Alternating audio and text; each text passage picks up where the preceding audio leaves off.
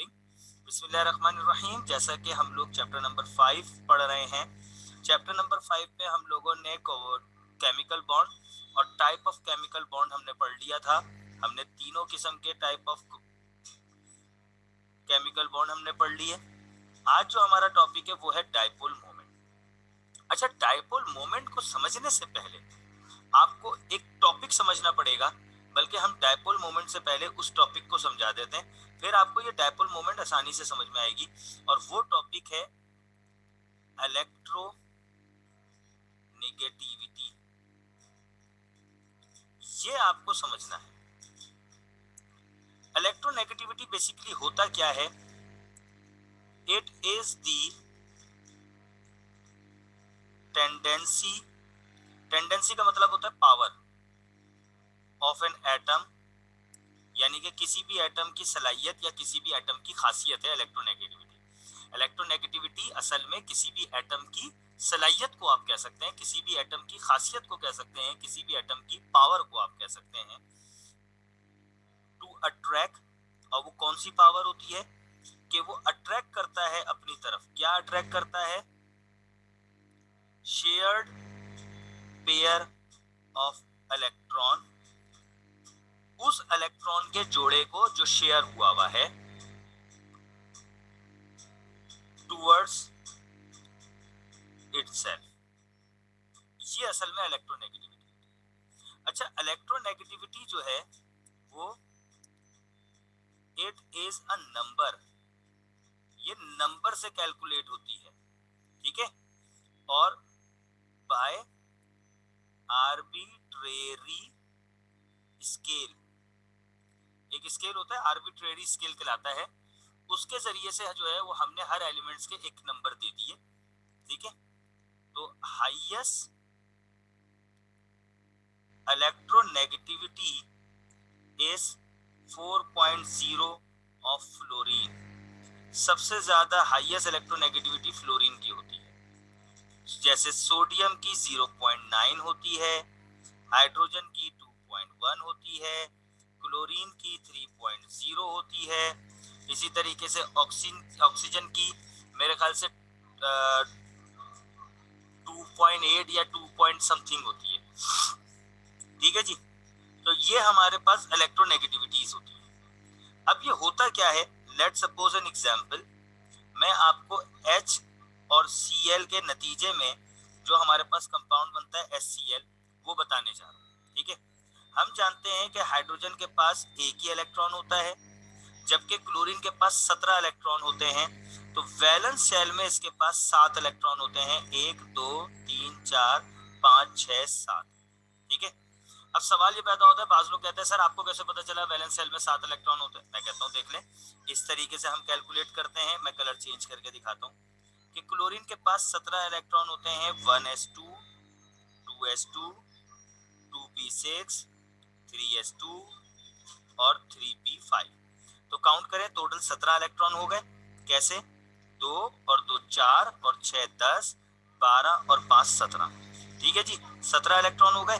कितने शेल में 17 इलेक्ट्रॉन भरे हमने? 3 शेल में, 1 2 एंड 3। पहले शेल में टोटल कितने इलेक्ट्रॉन गए? 2 इलेक्ट्रॉन गए। कैसे पता चला मुझे पहले शेल में 2 इलेक्ट्रॉन गए? ये देखें, ये रहा पहला शेल 1s, उसमें 2 इलेक्ट्रॉन गए। अच्छा, दूसरे शेल में कितने इलेक्ट्रॉन गए? दूसरे शेल में आपके टोटल 8 इलेक्ट्रॉन गए। कैसे पता चला मुझे दूसरे शेल में 8 इलेक्ट्रॉन गए? ये देखें, 2s2 में 2 गए और 2p में 6 गए, हो गए 8 इलेक्ट्रॉन, ठीक है। अब तीसरे शेल में हमारे पास 7 इलेक्ट्रॉन गए। कैसे पता चला तीसरे शेल में 7 इलेक्ट्रॉन गए? आप देखें, 3s में 2 गए और 3p में 5 गए, तो टोटल 7 इलेक्ट्रॉन चले गए। तो हम ये कह सकते हैं कि वैलेंस शेल असल में लास्ट शेल को कहते हैं। तो ये हो गया आपका वैलेंस शेल, लास्ट शेल। इसलिए मैंने यहाँ पर वैलेंस शेल बना दिया, ठीक है। और वैलेंस शेल में टोटल 7 इलेक्ट्रॉन है, इसलिए मैंने, आप देखें, मैंने यहाँ 7 इलेक्ट्रॉन बना दिए। अब कितने इलेक्ट्रॉन कम है यहाँ पे? क्लोरीन के पास 1 इलेक्ट्रॉन कम है। अब हाइड्रोजन वो 1 इलेक्ट्रॉन इसके साथ क्या करेगा? शेयर करेगा, ठीक है जी। अब जब हाइड्रोजन इसके साथ शेयर करेगा तो डायग्राम कुछ इस तरह की बनेगी। ये हो गया हाइड्रोजन, ये हो गया क्लोरीन। अब ये क्लोरीन के वो इलेक्ट्रॉन है जिसने शेयरिंग में हिस्सा नहीं लिया, 1 2 3 4 5 6।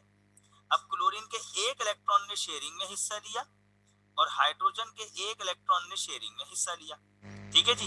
अब आप गौर से देखें तो मैं ये कह सकता हूं कि ये जो वन पेयर ऑफ इलेक्ट्रॉन है, one pair of electron sharing हो रहा है, तो ये कौन सा बॉन्ड बनेगा? सिंगल कोवेलेंट बॉन्ड बन गया। पहली बात तो ये समझ में आ गई। दूसरा, ये जो वन पेयर ऑफ इलेक्ट्रॉन है ये क्या हो रहा है? शेयर्ड हो रहा है ना भाई, शेयर्ड हो रहा है ना। जबकि ये वाला और ये वाला ये नॉन शेयर है ना भाई, ये नॉन शेयर है ना, ये भी नॉन शेयर है जो शेयर नहीं हो रहा है, ऐसा ही है ना। तो अब मुझे एक बात बताएं, शेयर्ड पेयर ऑफ इलेक्ट्रॉन कौन सा हुआ? शेयर्ड पेयर ऑफ इलेक्ट्रॉन ये वाला हुआ, ये वाला शेयर्ड पेयर ऑफ इलेक्ट्रॉन हुआ। ठीक है। अब इलेक्ट्रोनेगेटिविटी क्या कहती है कि किसी भी एटम की खासियत जो अट्रैक्ट करेगा शेयर्ड पेयर ऑफ इलेक्ट्रॉन, यानी कि इस वाले इलेक्ट्रॉन को अट्रैक्ट करेगा। ठीक है। कौन से वाले इलेक्ट्रॉन को अट्रैक्ट करेगा? मैं देखें येलो कलर से हाईलाइट कर रहा हूं, इसको अट्रैक्ट करेगा। सही है, ये कहलाता है शेयर्ड पेयर ऑफ इलेक्ट्रॉन। बाहर वाले को देखें आप, इसको नहीं अट्रैक्ट करेगा, इसको नहीं अट्रैक्ट करेगा, इसको नहीं अट्रैक्ट करेगा। क्यों? क्योंकि क्लोरीन के जो बाहर वाले इलेक्ट्रॉन है वो शेयर में हिस्सा नहीं ले रहा है। जो अंदर वाला है ना, जो रेड और ब्लैक से मैंने बताया, ये शेयरिंग में हिस्सा ले रहा है। तो इलेक्ट्रोनेगेटिविटी जो है वो असल में शेयर्ड पेयर ऑफ इलेक्ट्रॉन को अपनी तरफ अट्रैक्ट करने को कहते हैं। अब देखें मजेदार बात, मैं जरा इरेज से ये फालतू चीजें मैं साइड से मिटा देता हूं।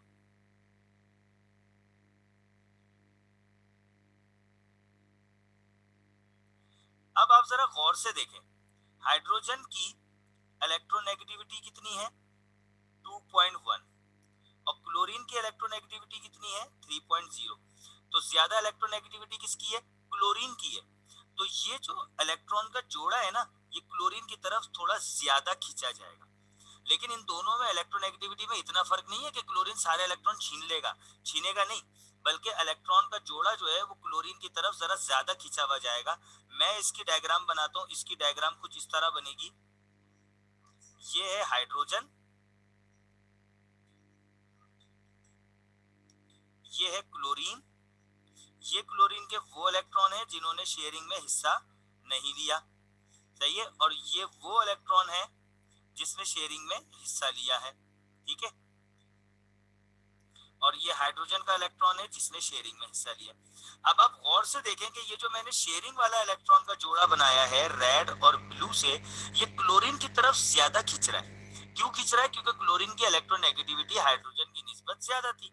अब जब क्लोरीन की इलेक्ट्रोनेगेटिविटी हाइड्रोजन की निस्बत ज्यादा थी, तो वो जो इलेक्ट्रॉन का पेयर था वो क्लोरीन की तरफ खींचा चला जा रहा है।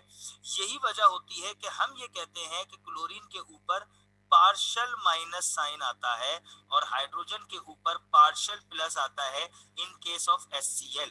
जब हम कभी भी HCl लिखते हैं ना, तो हम क्लोरीन के ऊपर पार्शियल माइनस और हाइड्रोजन के ऊपर पार्शियल प्लस का साइन डालते हैं। अब ये पार्शियल किसे कहते हैं? पार्शियल का मतलब होता है हल्का हल्का, जुजवी तौर पर। अगर ये आयोनिक बॉन्ड होता, अब हम ज्यादा दूर नहीं जाएं, हम ऊपर चलते हैं, हम अपने परसों के टॉपिक की तरफ आते हैं। परसों के टॉपिक में हमने देखा कि सोडियम के ऊपर पार्शियल नहीं बल्कि पूरा प्लस आ रहा है, क्लोरीन के ऊपर माइनस, पार्शियल माइनस नहीं बल्कि पूरा माइनस आ रहा है। पता है क्यों? क्योंकि सोडियम ने पूरा इलेक्ट्रॉन दे दिया, क्लोरीन ने पूरा इलेक्ट्रॉन ले लिया, इसलिए देने वाले के ऊपर प्लस, लेने वाले के ऊपर माइनस आता है। लेकिन यहाँ इस कंडीशन में देखें, HCl में हाइड्रोजन ने इलेक्ट्रॉन दिया नहीं है, शेयर किया है। क्लोरीन ने इलेक्ट्रॉन लिया नहीं है, शेयर किया है। लेकिन इलेक्ट्रॉन की क्लोरीन की इलेक्ट्रोनेगेटिविटी वैल्यू ज्यादा होने की बना पर वो जो attract share pair of electron है वो क्लोरीन की तरफ खींचा चला आ रहा है, क्लोरीन की तरफ ज्यादा खींच रहा है। इसलिए हम कहते हैं कि हल्का हल्का सा माइनस है, कि क्लोरीन ने मुकम्मल तौर पर इलेक्ट्रॉन नहीं लिया लेकिन ले रहा है, खींच रहा है, इसलिए हम कहते हैं पार्शियल माइनस है। अच्छा, हाइड्रोजन के ऊपर पूरा प्लस नहीं आएगा, क्योंकि हाइड्रोजन ने मुकम्मल तौर पर इलेक्ट्रॉन दिया नहीं है, बल्कि इसके पास से खींचा चला जा रहा है, इसलिए उसके ऊपर पार्शियल प्लस आता है। ठीक है, तो हम बहरहाल कहेंगे यही कि हाइड्रोजन और क्लोरीन के दरमियान सिंगल कोवेलेंट बॉन्ड बना है, सिंगल डैश से ही जाहिर करेंगे, लेकिन पार्शियल प्लस इंडिकेट कर रहा है और पार्शियल माइनस इंडिकेट कर रहा है कि क्लोरीन की इलेक्ट्रोनेगेटिविटी वैल्यू ज्यादा है H की निस्बत। यही वजह है कि क्लोरीन जो है वो minus sign Aahista Aahista gain कर रहा है, पार्शियल माइनस, और क्लोरीन के पास पार्शियल प्लस है। आई होप ये इलेक्ट्रोनेगेटिविटी आपको समझ में आया होगा। अब ये इलेक्ट्रोनेगेटिविटी जो है ये हमें ये बताती है कि ये जो शेयर्ड इलेक्ट्रॉन के पेयर हैं वो किसकी तरफ ज्यादा खींचे चले जाएंगे, किसकी तरफ कम खींचे चले जाएंगे, है ना भाई। इस इलेक्ट्रोनेगेटिविटी की वजह से हम 3 से 4 चीजें पता कर लेते हैं और बड़ी मजेदार बातें पता कर लेते हैं। क्या? नंबर 1 के बॉन्ड कौन सा है, पोलर कोवेलेंट बॉन्ड है। Number 2 non polar covalent bond है। ठीक है, नंबर 3 हम ये भी पता कर सकते हैं कि ये कोवेलेंट बॉन्ड है, या नंबर 4 हम ये पता कर सकते हैं कि ये आयोनिक बॉन्ड है। इस इलेक्ट्रोनेगेटिविटी की वजह से हम ये 4 चीजें पता कर सकते हैं। ठीक है, अब पोलर कोवेलेंट बॉन्ड किसे कहते हैं, सही है। अब जरा इसको समझिएगा। पोलर कहते हैं कि इफ इलेक्ट्रोनेगेटिविटी डिफरेंस, डिफरेंस का मतलब होता है माइनस कर दे, सही है, इज अप टू 1.7, अगर इलेक्ट्रोनेगेटिविटी का डिफरेंस 1.7 तक हो या 1.7 के आसपास हो, सही है, तो हम कहते हैं कि जो बॉन्ड बना है वो पोलर कोवेलेंट बॉन्ड है। नॉन पोलर कोवेलेंट बॉन्ड कब बनता है? अगर इलेक्ट्रोनेगेटिविटी डिफरेंस इज जीरो हो तो जो बॉन्ड बनता है वो नॉन पोलर कोवेलेंट बॉन्ड बनता है। ठीक है, अच्छा, इफ इलेक्ट्रोनेगेटिविटी जो आपकी जो है वो क्या हो, वो लेस देन हो, सही है, आपकी लेस देन हो, यानी कि आप समझ लें बहुत ही कम हो, सही है, आप ये कर दे लोअर हो, तो आप कहते हैं कि ये कोवेलेंट बॉन्ड बन रहा है। ठीक है, और अगर आपकी इलेक्ट्रोनेगेटिविटी वैल्यू ग्रेटर देन हो 1.7 से, तो वो आयोनिक बॉन्ड बनता है। अब ये 4 डेफिनेशंस जो मैंने आपको बताई हैं ये आपको इतनी आसानी से समझ में नहीं आएंगी जब तक कि मैं आपको एग्जांपल दूंगा। ठीक है, एग्जांपल देते हैं। सपोज करें मैं एग्जांपल पेश कर रहा हूं किसकी, क्लोरीन प्लस क्लोरीन, ये बन गए क्लोरीन का एक मॉलिक्यूल। ठीक है, हम जानते हैं क्लोरीन के वैलेंस शेल में 7 इलेक्ट्रॉन होते हैं, 1 2 3 4 5 6 7, तो लाजिम सी बात है दूसरे क्लोरीन के वैलेंस शेल में भी 7 इलेक्ट्रॉन होते हैं, ये भी हमने ऊपर पढ़ा था। ठीक है, दोनों क्लोरीन को एक एक इलेक्ट्रॉन चाहिए, तो ये दोनों क्लोरीन ने अपना एक एक इलेक्ट्रॉन शेयर कर दिया। ये क्लोरीन के 6 इलेक्ट्रॉन थे जिन्होंने शेयरिंग में हिस्सा नहीं लिया, ये दूसरे वाले क्लोरीन के 6 इलेक्ट्रॉन थे जिसने शेयरिंग में हिस्सा नहीं लिया। अब क्लोरीन का ये वाला जो इलेक्ट्रॉन था इसने शेयरिंग में हिस्सा लिया, इस क्लोरीन का जो ये वाला इलेक्ट्रॉन था इसने शेयरिंग में हिस्सा लिया, तो ये वाले जो 2 इलेक्ट्रॉन थे ये बन गए आपके 1 पेयर शेयरिंग। ठीक है, तो ये आपका बन गया Cl-Cl, यानी कि सिंगल कोवेलेंट बॉन्ड। ठीक है, अब इनका इलेक्ट्रोनेगेटिविटी डिफरेंस देखते हैं। क्लोरीन की इलेक्ट्रोनेगेटिविटी होती है 3.0, तो दूसरे क्लोरीन की इलेक्ट्रोनेगेटिविटी क्या होगी 3.0। अगर इन दोनों का हम डिफरेंस निकाले माइनस करें तो 0 बन गया, है ना भाई। तो अब ये जो क्लोरीन का जो मॉलिक्यूल बना है Cl2, इसको हम कहेंगे, क्या कहेंगे, नॉन पोलर। क्या कहेंगे, ये नॉन पोलर कोवेलेंट बॉन्ड है। ठीक है भाई, अब आते दूसरी एग्जांपल। दूसरी एग्जांपल हम लेते हैं हम ले लेते हैं दूसरी एग्जांपल ऑक्सीजन की ले लेते हैं, वाटर की लेते हैं, H2O की हम ले लेते हैं एग्जांपल। ठीक है। तो हमारे पास जो हाइड्रोजन है, हाइड्रोजन की आई गेस इलेक्ट्रोनेगेटिविटी जो है 2.1 होती है, और ऑक्सीजन की मेरे ख्याल से इलेक्ट्रोनेगेटिविटी होती है, ऑक्सीजन की मेरे जहन में नहीं आ रही। चले काम करते हैं, हम NaCl की एग्जांपल ले लेते हैं, ठीक है। बल्कि NaCl की नहीं, मोस्ट कॉमन एग्जांपल लेते हैं ना HCl की, जो अभी हमने ऊपर ली थी। ये देखें, HCl की एग्जांपल ले लेते हैं हम, ठीक है। अब HCl की एग्जांपल लेते हैं हम, ऊपर हम दिख चुके हैं कि हाइड्रोजन और क्लोरीन ये दोनों मिले, एक एक इलेक्ट्रॉन शेयर किया। हाइड्रोजन की इलेक्ट्रोनेगेटिविटी वैल्यू होती है 2.1, जबकि क्लोरीन की होती है 3.0। अब इसका जरा हम डिफरेंस निकालें तो ये बन गया 0.9, है ना भाई। तो हमने क्या कहा था, 1.7 तक होना चाहिए, तो 0.9 आ गया, तो हम ये कह देंगे कि ये पोलर है, ठीक है। लेकिन चूंकि ये पोलर हो गया, इसका 1.7 तक आ रहा है, ठीक है जी। अच्छा, अब हम देखते हैं NaCl की, चेक करते हैं Na और Cl की। Na की होती है 0.9 और क्लोरीन की होती है 3.0। जरा चेक करें, 3 में से माइनस कर दें 0.9, कितना डिफरेंस आ रहा है, 2.1। तो आप ये देखें, ग्रेटर देन 1.7 आ गया, तो हम कह देंगे NaCl जो है वो आयोनिक बॉन्ड बनाता है। आयोनिक बॉन्ड का मतलब ये है कि जब हम सोडियम के इलेक्ट्रॉन को देखेंगे ना, वैलेंस शेल को, और क्लोरीन के वैलेंस शेल में 7 इलेक्ट्रॉन है, ठीक है। अब इसकी वैल्यू है 3.0, इसकी वैल्यू है 0.9, तो क्लोरीन की वैल्यू, इलेक्ट्रोनेगेटिविटी वैल्यू सोडियम से बहुत ज्यादा है। इन दोनों के दरमियान 2.1 का फर्क आ रहा है, तो क्लोरीन की पावर इतनी ज्यादा होगी कि ये इलेक्ट्रॉन ही खींच लेगा। जब ये इलेक्ट्रॉन खींच लेगा तो सोडियम के पास से इलेक्ट्रॉन गया, क्लोरीन के पास आ गया, तो ये सोडियम पूरा प्लस हो जाएगा। मैं इसको यहां से मिटा दूं, सही है, और ये जो क्लोरीन है ये पूरा माइनस हो जाएगा। इसलिए हम कहते हैं इसने आयोनिक बॉन्ड बना लिया, क्योंकि इलेक्ट्रोनेगेटिविटी वैल्यू का मतलब क्या होता है कि इलेक्ट्रॉन को खींच रहे हैं अपनी तरफ। अब क्लोरीन की इलेक्ट्रोनेगेटिविटी वैल्यू सोडियम से बहुत ज्यादा है, जब बहुत ज्यादा है तो वो इलेक्ट्रॉन ही खींच लेगा, आयोनिक बॉन्ड बना लेगा, ठीक है।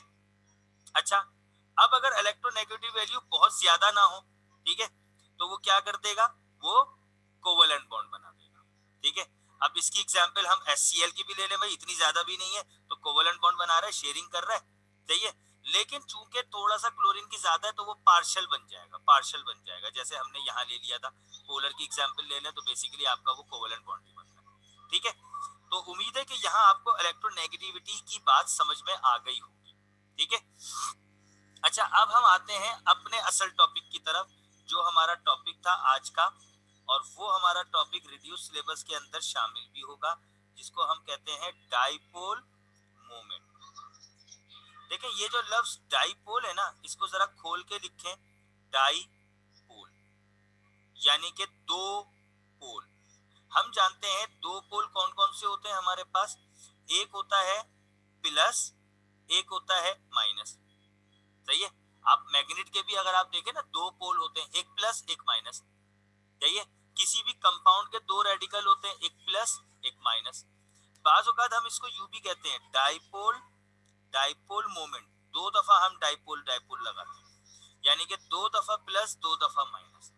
अब डाइपोल का तो मतलब समझ में आ गया कि हम डाइपोल का मतलब होता है दो पोल, यानी कि एक प्लस एक माइनस, ठीक है। अच्छा, इस डाइपोल मोमेंट की डेफिनेशन क्या होती है, it is the tendency of A molecule to be oriented under the influence of an electric field is called a dipole moment. अच्छा, इसको हम जाहिर करते हैं इससे, म्यू से, और म्यू को हम यूं जाहिर करते हैं इस निशान से, ये ऐसे करके ऐसे, ठीक है।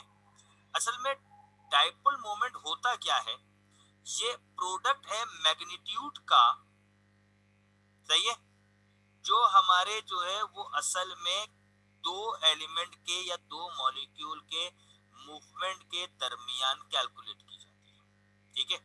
यानी कि हम इसको इस तरीके से समझ लें कि भाई देखें, आपके पास मिसाल के तौर पे कोई एक बार है, ठीक है। अब उसके दो हिस्से होंगे, एक होगा प्लस, एक होगा माइनस का, ठीक है।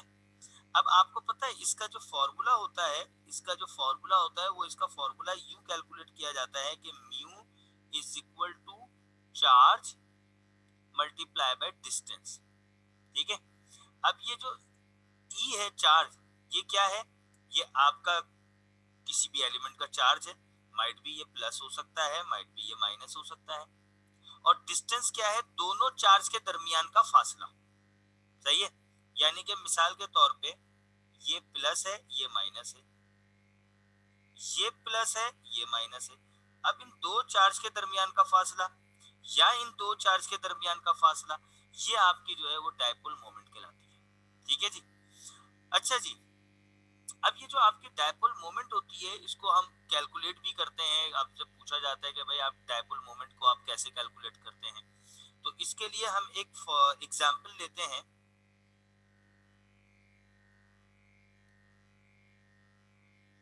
एग्जाम्पल हम ले लेते हैं। ठीक है, अच्छा ये बात याद रखिएगा भाई कि ये जो इसकी डायपोल मोमेंट है ना, इसकी जो है वो एक कैलकुलेशन आती है। वो कैलकुलेशन ये आती है कि अगर हम ये कहें कि 10 की पावर -18 है ना, ठीक है, तो ये असल में 1 डी बाई के बराबर होती है। 1 डी बाई के बराबर होती है। जिस तरह हमने पढ़ा था ना कि 10 की पावर -8 1 एंगस्ट्रॉम के बराबर होती है। अगर 10 की पावर -18 हो ना, तो 1 डी बाई के बराबर होती है। और वो जो 1 डी बाई होता है, वो आपका ऑलमोस्ट 3.34 10 की पावर -30 सेंटीमीटर के बराबर होता है। ठीक है जी। अच्छा, एग्जाम्पल लेते हैं। Consider the HCl molecule. हम HCl का मॉलिक्यूल कंसीडर कर रहे हैं। It has a bond distance. Bond का डिस्टेंस देखे हमें पता चल गया। बॉन्ड डिस्टेंस हम टी से कैलकुलेट करते हैं, 1.36 एंगस्ट्रॉम यूनिट। ठीक है, और मैग्नीट्यूड ऑफ चार्ज हमें दे दिया इन्होंने 2.53 10 की पावर -20 कॉलम्स। ठीक है, अब हमें मालूम क्या करना है, इसकी डायपोल मोमेंट मालूम करनी है। फॉर्मूला लगेगा, चार्ज को हम ई से जाहिर करते हैं, ई मल्टीप्लाई बाई टी। चार्ज हमारे पास कितना है, 2.53 10 की पावर -20। ठीक है, मल्टीप्लाई हम करेंगे किससे, 1.36 एंगस्ट्रॉम यूनिट से। ठीक है जी। अब हम जानते हैं कि 1.36 एंगस्ट्रॉम यूनिट जो है वो 10 की पावर -8 के बराबर होता है। ठीक है जी। अच्छा, ये हो गया हमारे पास 2.53 इंटू 10 की पावर -20 मल्टीप्लाई 1.36 इंटू 10 की पावर -8 सेंटीमीटर की।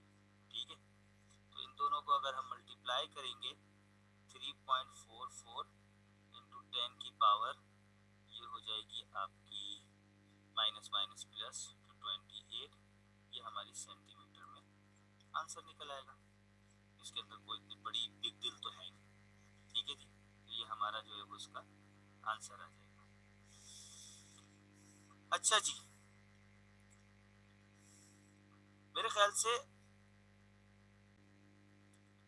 डायपोल मोमेंट क्या होती है, जैसे मिसाल के तौर पे हमारे पास HCl के बहुत सारे मॉलिक्यूल्स।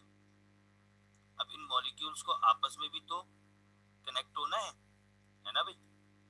अब ये होता क्या है, अभी हमने थोड़ी देर पहले देखा था कि H के ऊपर पार्शियल प्लस होता है, क्लोरीन के ऊपर पार्शियल माइनस, H के ऊपर पार्शियल प्लस, क्लोरीन के ऊपर पार्शियल माइनस, H के ऊपर पार्शियल प्लस, क्लोरीन के ऊपर पार्शियल माइनस, H के ऊपर पार्शियल प्लस, क्लोरीन के ऊपर पार्शियल माइनस। अब ये जो मॉलिक्यूल्स हैं इनको आपस में भी जुड़ना है। अब ये आपस में कैसे जुड़ते हैं, आप ये देखें जो क्लोरीन का पार्शियल माइनस है वो इस हाइड्रोजन के पार्शियल प्लस से जुड़ जाएगा बाहर से, जो दूसरे वाले का क्लोरीन का पार्शियल माइनस है वो तीसरे वाले के हाइड्रोजन के पार्शियल प्लस से जुड़ जाएगा बाहर से, जो तीसरे वाले का क्लोरीन का पार्शियल माइनस है वो चौथे वाले के हाइड्रोजन के पार्शियल प्लस से जुड़ जाएगा बाहर से। तो अब ये जो है ये कहलाता है डाइपोल, दो पोल नजर आ रहे हैं ना प्लस माइनस, तो ये भी कहलाएगा डाइपोल। इन दोनों को अगर हम एक साथ जोड़ दें तो ये कहलाता है डाइपोल डाइपोल मोमेंट, यानी कि दो डाइपोल आपस में डाइपोल से जुड़ गए। इससे क्या होता है कि हमारे पास एक बड़ी चेन बन जाती है एक मॉलिक्यूल की। ठीक है, किस तरह बनी कि देखें हाइड्रोजन और क्लोरीन आपस में शेयरिंग तो कर रहे थे, लेकिन हाइड्रोजन का पार्शियल प्लस और क्लोरीन का पार्शियल माइनस से ये फायदा हुआ कि जो दूसरा HCl था वो उसका पार्शियल प्लस इससे जुड़ गया, और जो तीसरा HCl था, ठीक है, उसका पार्शियल माइनस इससे जुड़ गया। इस तरह क्या हुआ कि ये जो HCl के मॉलिक्यूल्स हैं ये आपस में जुड़ गए। ठीक है, ये कहलाती है डायपोल डायपोल मोमेंट। और ये बात याद रखिएगा कि हमेशा, अगर वैसे मिसाल के तौर पे मैं कार्बन की बात कर रहा हूं, कार्बन के दो ऑक्सीजन साइड साइड जुड़े हुए हैं, ये मैंने फॉर्मूला बनाया है कार्बन डाइऑक्साइड का। ठीक है, इसकी डायपोल मोमेंट हमेशा जीरो होगी। पता है क्यों? क्योंकि यहां से सेम फोर्स लग रही है भाई दोनों तरफ से। जब दोनों तरफ से सेम फोर्स लग रही है तो हमेशा इसकी डायपोल मोमेंट क्या होगी? इसकी डायपोल मोमेंट जीरो। या आपसे बाजुकात इस तरह भी पूछा जा सकता है कि अगर सेम फोर्स लग रही है या सेम इलेक्ट्रोनेगेटिविटी वैल्यूज हैं दोनों साइड पे, तो डायपोल मोमेंट क्या होगी? जीरो होगी। ऑब्वियसली सी बात है, डायपोल मोमेंट जो है वो जीरो होगी। या बाजुकात हम यूं कहते हैं कि ये जो सीधी लंबी लकीर है ना, इसे हम कहते हैं लीनियर, स्ट्रेट को हम लीनियर कहते हैं। तो अगर ये कहें कि लीनियर शेप है, मिसाल के तौर पे यहाँ आप देखें कार्बन है, उसके साथ दोनों तरफ ऑक्सीजन है, ये लीनियर शेप है ना, तो अब कार्बन की डायपोल मोमेंट जीरो होगी। ठीक है जी, मेरे ख्याल से आज के लिए इतना काफी है। अगर आप लोगों को इसके लिए कुछ पूछना है तो आप पूछ सकते हैं।